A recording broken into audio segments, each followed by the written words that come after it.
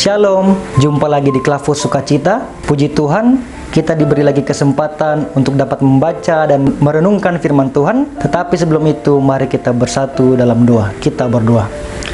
Bapa yang bertahta dalam kerajaan surga, kami bersyukur Tuhan karena Engkau dapat mengizinkan kami sekali lagi untuk dapat membaca dan merenungkan firman-Mu. Tuhan, tolonglah hamba-Mu agar dapat memberitakan firman ini. Dalam nama Kristus kami telah berdoa.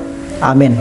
Pemirsa Klavus Sukacita yang dikasihi Tuhan, pembacaan akan kita renungkan dari Injil Markus pasal 12 ayat 41 sampai 44 dengan judul Persembahan Seorang Janda Miskin. Demikian firman Tuhan. Pada suatu kali Yesus duduk menghadapi peti persembahan dan memperhatikan bagaimana orang banyak memasukkan uang ke dalam peti itu. Banyak orang kaya memberi jumlah yang besar. Lalu datanglah seorang janda yang miskin dan ia memasukkan 2 peser, yaitu 1 duit. Maka dipanggilnya murid-muridnya dan berkata kepada mereka, "Aku berkata kepadamu, sesungguhnya janda miskin ini memberi lebih banyak daripada semua orang yang memasukkan uang ke dalam peti persembahan. Sebab mereka semua memberi dari kelimpahannya, tetapi janda ini memberi dari kekurangannya, semua yang ada padanya, yaitu seluruh nafkahnya." Pemirsa Klavus Sukacita yang dikasihi Tuhan, dalam setiap rencana kita, tindakan kita maupun pikiran kita, Tuhan telah mengetahuinya terlebih dahulu. Dalam hal apapun itu, misalnya hal memberi persembahan. Di dalam Markus pasal 12 ayat 41 sampai 44 ini diceritakan iman seorang janda miskin ketika ia memberi persembahan. Yesus duduk di sebuah tempat yang dapat menyorot semua orang yang memberi persembahan ke dalam peti persembahan. Datanglah orang-orang kaya yang memberi dari kelebihan mereka. Lalu datang juga seorang janda miskin yang memberi hanya 2 uang tembaga, yang nilainya cuma 10 sampai 1/40 harga dinar. Yesus konsen dengan apa yang diberikan janda miskin itu. Ia tidak memperkaya Tuhan, tetapi ia menyikapi apa yang sudah dikerjakan Tuhan di dalam kehidupannya.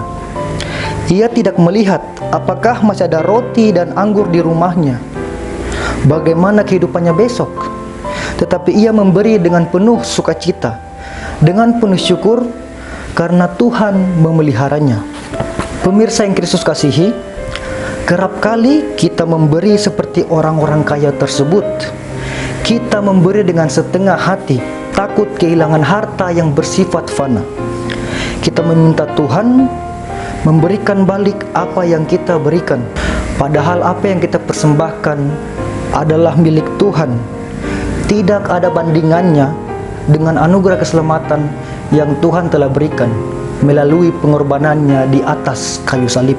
Mari kita belajar memberi karena kita mengasihi Tuhan, memberi dengan ketulusan hati dan ucapan syukur.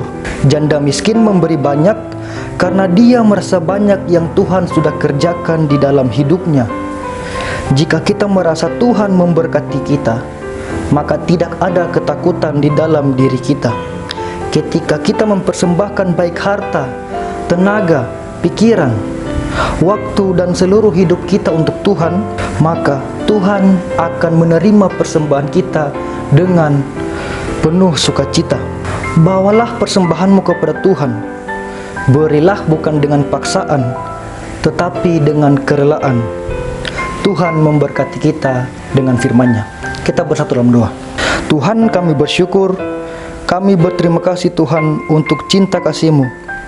Kami belajar dari janda miskin ini Tuhan. Ketika kami memberi, kami tidak berfokus pada diri kami, tetapi semua yang kami berikan tertuju hanya bagi-Mu Bapa. Jadikanlah kami orang-orang yang memberi dengan iman, bahwa Tuhan selalu memelihara kami. Hidup kami adalah anugerah Tuhan yang harus kami kembalikan untuk memuliakan nama-Mu. Terpujilah nama Tuhan. Amin. Shalom, Tuhan memberkati kita.